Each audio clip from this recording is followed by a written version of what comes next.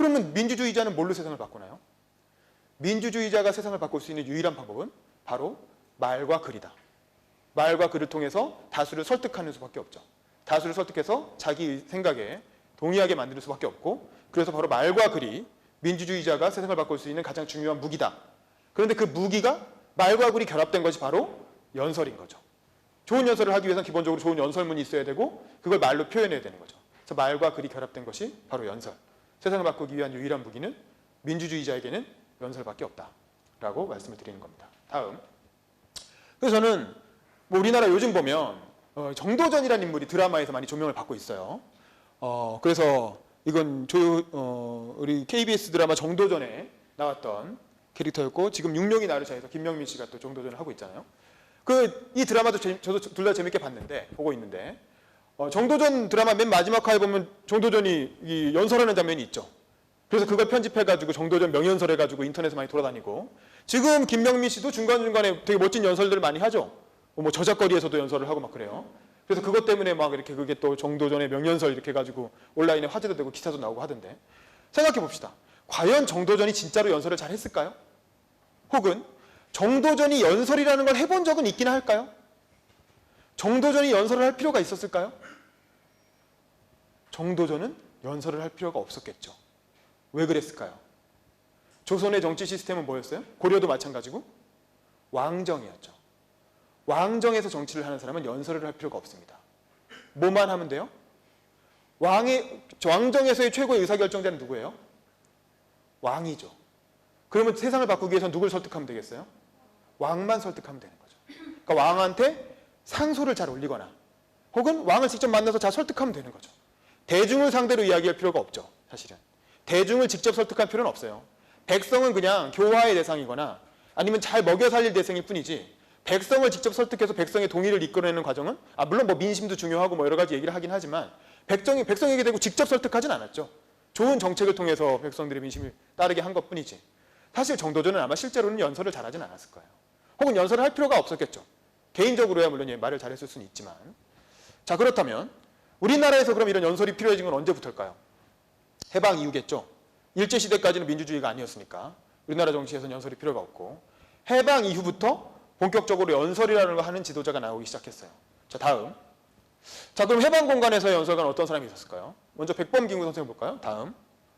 김구 선생은 우리나라 독립운동에 지대한 영향을 미치시고 임시정부의 주석을 하셨지만 연설을 잘했다는 기록은 없습니다. 본인이 그렇게 연설을 잘하시는 분은 아니었던 것 같아요. 왜 그랬을까요? 김구 선생은 민주주의 시대의 지도자는 아니었어요. 일제시대의 지도자였죠. 주로 했던 일은 독립운동, 그것도 지하에서 하는 비밀 독립운동이었죠. 대중들을 상대로 직접 얘기를 할 기회가 없었어요. 할 필요도 없었고, 김구 선생이 했던 건 안중근한테 권총을 쥐어주고 이토리 보면 암살해라, 윤봉길한테 폭탄을 쥐어주고 폭탄을 던져라, 뭐 이런 걸 했겠죠. 근데 연설을 통해서 우리에게 큰 영감을 주고 큰 성공을 이룬 사람은 바로 이런 사람들이에요. 민주주의 시대의 정치가들, 민주주의 시대에 믿을 게 말과 글밖에 없는 그런 사람들이 연설을 통해서 세상을 바꾸고 연설을 통해서 스타가 되죠. 오바마 대통령 같은 경우, 여기 좀 이따가 연설문을 다 같이 보겠지만 2004년에 민주당의 전당대회의 찬조 연설자로 키노트 스피커로 나오게 돼요. 그럼 오바마는 그전에 뭐였을까? 뭐였길래 민주당에서 전당대회 연설을 시켰을까? 오바마는 그 당시에 일리노이라고 하는 주에, 시카고시가, 고향이 시카고시가 있는 일리노이 주의 주상원 의원이었어요. 주상원 의원이라는 게 우리로 치면 뭐냐면 저기 제주도의 도의원쯤 되는 거예요. 솔직히 여러분 누구 도의원이나 시의원 우리나라 이름 아는 사람 있으세요? 한 명이라도 이름 알고 얼굴 아는 사람 있으세요? 아무도 모르죠. 사실 중앙정치 무대에서 오바마라는 사람은 듣보잡이었어요. 그야말로 듣보잡. 근데 흑인이고 연설 좀 잘한다고 하니까 한번 시켜보자. 왜냐하면 그 당시 대선 후보가 존 케리가 백인이었기 때문에 대통령, 부통령 후보가 둘 다 백인이었어요. 백인 남성이니까 뭔가 좀 기존의 흑인 유권자들에게 어필하기 위해서 전당대회 찬조 연설자로 흑인인 젊은 정치인을 한 명 세워본 거죠. 한번 세워봤는데 오바마 대통령이 여기서 엄청난 대박을 터뜨리게 됩니다. 그 내용은 좀 이따 같이 한번 볼 텐데, 오바마 대통령은 그전에는 아무도 모르는 진짜 무명의 인사였어요. 하버드 대학을 나오긴 했죠. 하지만 원래 학부는 진짜 아무도 모르는 조그만 지방대 같은 대학이었고, 나중에 편입을 해가지고 조금 좋은 대학으로 가고 대학원을 하버드를 간 케이스예요. 우리나라 같으면 그런 사람 뭐라 그래요? 학벌 세탁을 했다고 하죠. 그리고 너는 저기 지방대잖아 라고 얘기하죠. 끝내 인정해주지 않잖아요, 우리나라는. 근데 오바마는 미국 사회가 또 그런 거 인정하는 분위기이기도 하고 하버드 대학에서 아주 우수한 성적으로 하버드 로 리뷰라고 하는 하버드 대학의 무슨 교지 편집장도 하고 뭐 이때 좀 유명해졌어요. 우리 지금 장승수처럼 공부가 제일 쉬웠어요. 뭐 이런 책도 내고 해서 내 아버지로부터의 꿈이라는. 그래서 그 당시에 젊은 사람치고는 조금 명망이 있는 사람이었고 정치판에 뛰어들어서 도의원 정도를 하고 있었다라고 보시면 돼요. 그랬는데 이 연설을 전당대회에서 하게 되죠. 이분은 17분간 연설을 하게 돼요. 이 연설은 17분의 연설인데 바로 그 17분이 오바마라는 사람의 인생을 바꾼 17분이고 미국의 역사를 바꾼, 어떻게 보면 전 세계의 역사를 바꾼 17분이 되는 거죠. 그 17분간의 연설 때문에 무명의 정치인이었던 오바마가 미국을 넘어서 전 세계의 유명 인사가 되게 되고 오바마 대통령의 연설은 당시에는 현장에 있던 사람은 한 10,000명 정도 됐겠죠. 이따가 영상을 보겠지만. 그리고 그게 C스팬이라고 하는 우리 지금 국회 방송처럼 정치권에서 하는 모든 내용을 다 생중계하는 방송국이 있어요. 케이블 TV. 그걸 통해서 한 10만 명 정도가 생중계로 봤다고 해요. 근데 실제로 생중계로 본 건 10만 명이지만 그게 유튜브 영상으로 만들어져서 SNS를 타고 돌면서 나중에 순식간에 수백만 명, 수천만 명이 보고 전 세계에서 수억 명이 보는 영상이 된 거죠. 좀 이따가 여러분도 보게 되실 거고. 그래서 오바마는 그래서 이 연설 하나로 일약 유명인사가 되고 바로 그 다음 국회의원 선거에서 주 상원이었던 사람들이 바로 연방 상원의원이 되죠. 그래서 시카고주의 연방 상원의원이 되고 그리고 그 바로 다음 대선에서 4년 뒤에 2008년 대선에서 바로 대통령이 되죠. 우리나라에서 시의원이 갑자기 4년 뒤에 내가 대통령이 되겠어라고 얘기하면 미쳤다고 하겠죠. 미국에서 실제로 그런 일이 일어난 거예요. 젊은 40대 초반의 시의원이 갑자기 4년 만에 대통령이 되는 일이 일어난 거죠. 그리고 재미있는 건 오바마는 당선되자마자 바로 노벨 평화상을 수상합니다. 도대체 오바마가 뭘 했길래 아무것도 한 게 없고 오로지 당선된 거 하나밖에 없는데 당선됐다는 이유로 바로 그해 노벨 평화상 수상.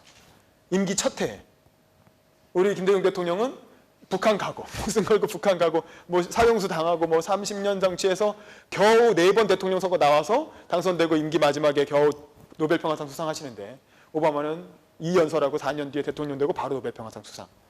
도대체 뭐죠? 오바마를 그렇게 정치적으로 수직 상승하게 만든 거의 유일한 요인은 뭐냐?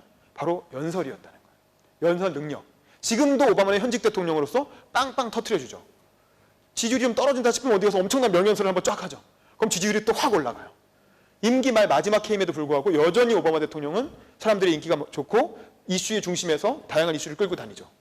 왜냐하면 어디 가든 연설 한 번만 하면 빵빵 터트려주거든요. 그게 현직 대통령이지만 그 연설 능력이라고 하는 게 오바마 대통령의 어떤 굉장히 강한 강점으로 지금도 계속 이어지고 있고 이 연설 능력은 사라지는 게 아니니까 퇴직하고 나서도 아마 계속 이렇게 어딘가에서 그런 연설을 하면서 인기를 얻지 않을까 그런 생각이 들어요. 근데 이거는 연설을 잘해서 잘 된 케이스인데 또 굉장히 무시무시한 케이스도 있죠. 다음. 자, 이분은 누군가요? 이분도 민주주의가 만들어낸 정치 스타죠. 연설 스타죠. 이분 군사 독재자 아니잖아요. 이분 쿠데타로 집권한 거 아니잖아요. 선거로 집권했어요. 히틀러라는 사람은 원래 화가였어요. 오스트리아의 아주 조그만 화가지망생이었는데 그림을 너무 못 그렸어요. 그래서 화가는 못 됐어요. 근데 오스트리아의 병사로 사병으로 참전을 했다가 독가스 먹고 그 다음에 이제 부상 당해서 병원에 있을 때 1차 대전이 끝나죠. 그래서 별로 뭐 혈액도 못했어요. 그리고 나서 할 게 없으니까 정치나 하자라고 해서 정치판에 뛰어들어서 조그만 이제 당원이 한 10명쯤 되는 조그만 정치 서클에 들어가서 당원 활동을 시작해요. 그게 뭐냐면 나치당이었어요. 민족사회주의 정당, 국가사회주의 정당이라고 하는 나치당에 들어가서 거기서 이제 당원 활동을 시작했는데 너무 말을 잘하고 연설을 잘하니까 점점 이렇게 랭크가 올라가서 어느 순간 그 나치당의 총수가 되고 그리고 선거에 출마하기 시작했는데 연설을 워낙 잘하니까 선거에 나올 때마다 계속 올라가는 거죠. 의석이 점점 뻥뻥 늘어나서 나중에는 결국에는 일당이 되고 총리를 먹고 그러다가 1차 대전의 영웅이었던 힌덴부르크라는 대통령이 죽고 나니까 나중에 대통령 자리를 총리가 겸직하게 되죠. 그래서 총통이라고 하는 전무후무한 제도를 만들어서 자기가 독일의 총통이 됩니다. 그리고 나서 이제 이렇게 나치 이렇게 놓고 전당대회도 하는 거예요. 이게 다 당원들이에요. 전당대회. 당원이 이렇게 많았던 거예요. 또 이때 연설 얘기를 많이 해요. DJ가 이제 평생을 살면서 직업 정치인으로서 수없이 많은 연설을 했지만 그 중에서도 특별히 공을 많이 들이고 청중들의 반응도 아주 뜨거웠던 그리고 이제 김대중이라는 사람을 정말 전국적인 유명인사로 만든 그런 이제 연설이기도 하죠. 김대중은 사실 그전에는 그냥 직업으로서 뭐 그냥 목포에서 당선된 그냥 국회의원이죠. 한 재선 정도 했을까요? 그랬는데 이때 굉장히 큰 인기를 얻게 된다. 이 노래도 뭐 되게 젊은 층에 초점을 맞춘 거죠. 자꾸 듣다 보면 중독이 돼요. 계속 듣게 돼요. 계속.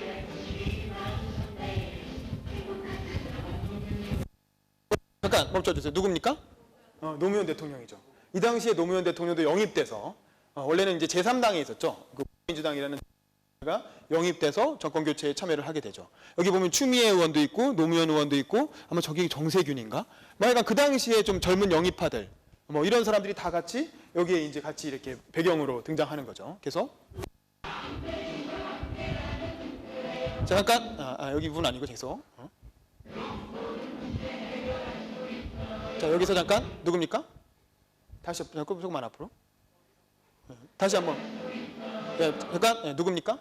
박태준이죠. 포항제철 회장. 포항제철을 만든 박태준 회장도 여기서 김대중 후보의 찬조 이렇게 광고 CF 모델로 나온 거죠. 박태준 회장이 나왔다는 게 무슨 의미가 있나요? 박태준 회장은 누굽니까? 박정희 대통령이 육군사관학교에서 직접 가르친 제자예요. 박정희 대통령이랑 같이 육군사관학교에서 같이 배운 제자고 5.16 쿠데타를 같이 물론 5.16 쿠데타 참여하진 않았어요. 참여하진 않았지만 되게 신이 많은 후배 제자고 그래서 포항제철을 만들 때 한일협정을 해가지고 받은 돈을 이 박태준한테 주면서 우리나라 앞으로 중공업을 해야 되니까 철강이 필요하다. 네가 철강회사를 만들어봐. 이렇게 해가지고 맡긴 거예요. 그래서 포항제철의 신화를 만든 사람이죠. 얼마 전에 돌아가셨죠. 근데 이 당시에는 정치권에 들어와가지고 자민련이라고 하는 정당에서 정치를 하고 있었죠. 그때 김대중은 독자적으로는 집권할 수가 없으니까 보수 세력들을 끌어들이기 시작해요. 그래서 보수 세력들이 굉장히 신뢰하는 박태준 총회장 같은 사람도 이제 기업을 잘 아는 사람이니까 불러와서 같이 이렇게 대선 후보 DJT 연합이라고 해서 DJT, T가 박태준인 거죠. 같이 이렇게 참여를 시키고 나중에 국무총리도 시키죠. 그래서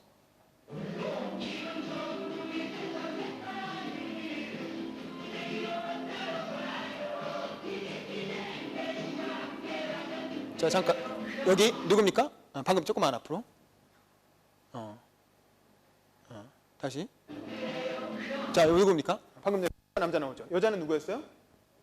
추미애 의원. 옆에 남자는 누구였을까요? 탤런트? 다시 한번 플레이. 누구죠? 정한용 씨. 연예인도 영입한 거예요. 연예인도 영입해서 뭔가 좀 부드러운 이미지를 준 거죠. 그래서 이 양반이 이때 국회의원 한번 하죠. 비례대표인가로 국회의원 한번 하고 그 다음에 떨어지고 완전 그래서 나중에 텔레비에 나왔거든요. 자기 국회의원 출신이라고. 의원 출신 이 배우다 이렇게 해가지고 주로 재벌 회장이나 뭐 권력자 역할, 뭐 대통령 이런 걸 많이 하시죠. 그 이후에. 요즘도 드라마 많이 나오시죠. 그래서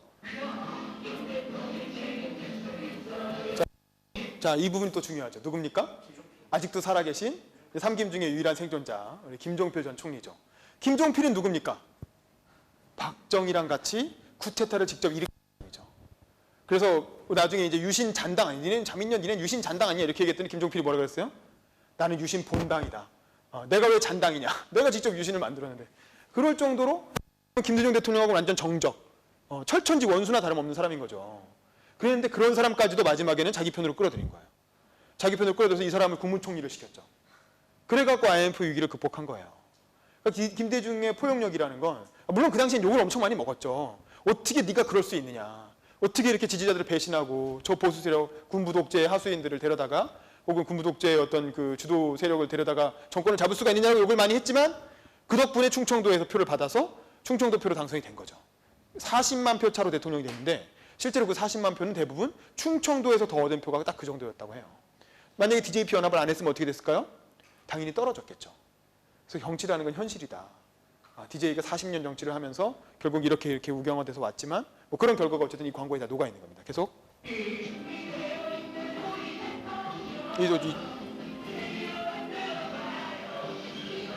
이번에 이 준비된 대통령이라는 표현도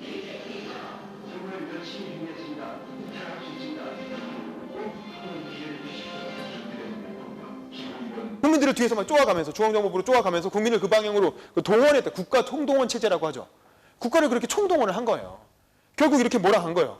야당은 때 반대하고 막 그랬지만 경부고속도로 같은 것도 막 깔고 그 돈 있으면 농민들한테 나눠줘라 이랬는데 그러지 않고 이렇게 한 거죠. 그 덕분에 어쨌든 우리가 이렇게 먹고 살게 됐어. 그러니까 윤치홍이가 한 말도 지지자들한테는, 박정희 정부 지지하는 사람들한테 일리가 있는 말이에요. 그걸 일방적으로 무시할 수는 없죠. 그러니까 그 얘기도 인용을 해주는 거야. 공화당 윤치홍 사람이 이런 말을 했어. 위인이다. 아 그래 위인인 건 뭐 이건 난 모르겠어. 자 그다음 봅시다. 다음. 근데 반박을 하는 거야. 반박 다음 이렇게 하는 거야. 내가 위인. 하지만 분명한 것은 삼선 개헌을 하면 박정희는 단 아니라 그러니까 국민들은 그 당시에 두 가지를 원했던 거예요. 하나는 경제를 성장해야 된다. 이거는 당연히 뭐 부정할 수가 없죠. 또 하나는 뭐냐면 그래도 절차적인 민주주의의 틀 내에서 해라라는 거죠. 근데 박정희는 경제는 성장시키고 있었지만 절차적 민주주의라고 하는 틀을 벗어나려고 하고 있었던 거죠. 그래서 그 부분을 지적한 거예요. 아니 경제 성장을 하더라도 누가 하지 말래? 아니 그래도 네가 정한 헌법은 네가 지켜야 될 거 아니야. 네가 개인 네 맘대로 하면 안 되잖아. 그 얘기를 지적해 준 거죠. 재반박을 한 거죠. 위트 있게. 다음. 나의 각오를 밝혀라. 그래서 그러면 그런 문제를 해결하기 위해서 나는 어떻게 할 건데? 라고 하는 나의 각오가 나와야 되는 거죠. 다음. 저는 여기 계신 김구 선생과 3년4의 무덤 앞에서 여러분 앞에 맹세합니다. 나는 피로써 여러분 앞에 맹세. 다음. 삼선 개헌을 하기 위해서는 정치적 생명뿐만 아니라 육체적 생명까지도 걸겠다. 자신의 각오를 밝히는 거죠. 내 목숨까지 걸겠다라는 거예요. 이 정도 각오를 밝히니까 국민들이 이제 납득하는 거죠. 그리고 시민당 국회의원들도 집 주소를 서대문 현조동 101번지로 옮긴 지 오래요. 감옥에 갈 각오가 돼 있다. 목숨을 바치겠다라는 거죠. 제가 다음 하지 않아서 자꾸 넘기지 마세요. 다음. 그다음 이제 이야기하고 싶은 건 이거다. 유진호 당수를 중심으로 결속해서. 그러니까 이런 것도 이 당시 야당은 이런 게 있었어요. 당대표를 중심으로 결속해서 뭘 하겠다. 그렇잖아. 유진호랑 뭐 친하지도 않았는데. 근데 지금은 문재인 올라가면 끌어내리고 누구 올라가면 또 끌어내리고 지금 야당은 계속 끌어내리기만 하잖아요. 이런 어떤 뭔가 단합된 모습을 국민 앞에서 보여줬기 때문에 그래도 국민들이 그 당시 신민당을 지지를 했던 거죠. 다음. 청중의 동참을 호소할. 마지막에 가장 중요한 건 청중들이 동참을 하지 않는데 어떻게 개혁을 하겠어요? 어떻게 세상을 바꾸겠어요? 자, 그 얘기입니다. 청중의 동참을 호소하라. 다음. 그래서 마지막으로 결론은 뭐예요? 국민이 한다는 거죠. 이 땅의 민주주의를 꽃피워서 우리나라의 후계자들, 여러분들이죠. 우리 후손들에게 영광된 조국을 넘겨줍시다. 국민 한 사람 한 사람이 걸기해서 다 같이 삼선 개헌 반대 투쟁에 나섭시다. 결사의 용사가 됩시다. 그걸 호소하면서 여러분께 말을 드리겠습니다. 마지막은 국민에 대한 호소로 끝내야 된다는 거예요. 여러분들이 연설문을 쓸 때 마지막에는 청중들에게 뭔가 전해야 돼요. 청중들에게 뭔가 행동의 변화를 요구하는 내용이 들어가야 그래야 그게 연설인 거예요. 근데 그런 거 없이 그냥 일반적으로 자기 얘기만 해서는 그건 뭐 그닥 좋은 연설이라고 할 수는 없을 것 같아요. 그렇죠? 자, 다음. 청중과 대화하라는 거예요. 마지막에는 어느 순간에 되면 김대중 막 반말로 얘기하잖아요. 반말로. 친구랑 얘기하듯이. 30만 명을 놓고 얘기하는데도 30만 명과 대화를 하는 거예요. 연설을 통해서. 계속. 다음. 누구요? 박정희 씨 알아요? 아닙니다. 이러겠죠. 헌법은 영원한 것이요. 그러면 계속 청중이 계속 이렇게 환호하면서 청중의 호응을 이끌어내면서 그걸 가지고 계속 이어나가는 거죠. 대화하듯이. 계속 다음. 웃겨주는 거예요. 재밌게. 30만 명이 15분간 집중하는데 한 번도 웃겨주지 않는 건 예의가 아니에요. 그렇죠? 여러분도 5분간 연설을 하면 그래도 5분 중에 한두 번은 웃겨줘야 돼요. 그래야 청중들이 몰입해서 듣겠죠. 그렇죠? 다음. 뭐 이런 거죠. 김영삼 의원이 이렇게 했더니 아 못생긴 사람도 너희 자식 못생긴 놈 하면 다 기분 나쁘다 이거죠. 뭐 이런 것도 다 유머잖아요. 위트잖아요. 다음. 그 다음에 이런 거 군대 갔다 온 사람들이 많아서 그러니까 군사정부라는 걸 비꼬는 거죠. 유도가 3단 당수가 5다. 당할 수가 없어. 유도자라는 사람도 빼줬으면 좋겠어. 이런 것도 유머죠. 굳이 안 넣어도 사실 논리적으로 아무 문제가 없잖아요. 근데 이런 내용 왜 넣겠어요? 웃기려고. 청중들에 대한 서비스인 거예요. 내 얘기를 15분이나 들어주는데 그래도 한두 번은 웃겨줘야지. 웃기지도 않으면 그게 무슨 얼마나 지루하겠어요. 듣는 사람들이. 반드시 유머를 진지한 내용일수록 유머를 넣어야 돼요. 그래야 청중들이 계속 집중하는 거죠. 다음. 청중들이 듣고 싶어하는 말을 해라. 여러분이 하고 싶은 말을 하지 말고 청중들이 듣고 싶어하는 말을 하라는 거예요. 그러니까 너무 자기가 자랑하고 싶은 마음에 내가 이렇게 열심히 살았어. 내가 이렇게 잘났어. 자기를 자랑하고 싶어서 내가 하고 싶은 말만 하면 청중들은 지루해요. 내가 너 잘난 얘기 알았어. 충분히 알겠어. 근데 왜 그걸 계속 들어야 되는데 어느 순간은 청중들이 듣고 싶어하는 얘기를 해줘야 되는 거죠.